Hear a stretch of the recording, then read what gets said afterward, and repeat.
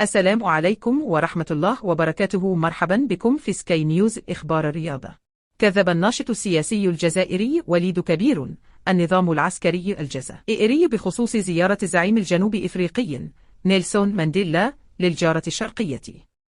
ونفى وليد كبير زيارة مانديلا للجزائر لا في سنة 1961 ولا 1962، متهما نظام الكبرانات بالكذب وتزوير التاريخ.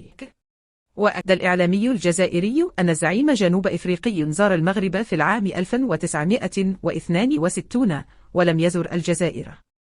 وأشار المعارض الجزائري إلى أن مانديلا لم تطأ قدماه أرض الجزائر إلا في 16 ماي 1990 بعد رحلة إلى تونس، حيث التقى بالرئيس الحبيب بورقيبة. وصل الزعيم الجنوب إفريقي إلى الرباط في 18 مارس 1962 بجواز سفر إثيوبي مزور باسم ديفيد موديسر ماي أي يوم واحد قبل وقف إطلاق النار وتوقيع اتفاقيات أيفيا بين جبهة التحرير الوطني وفرنسا.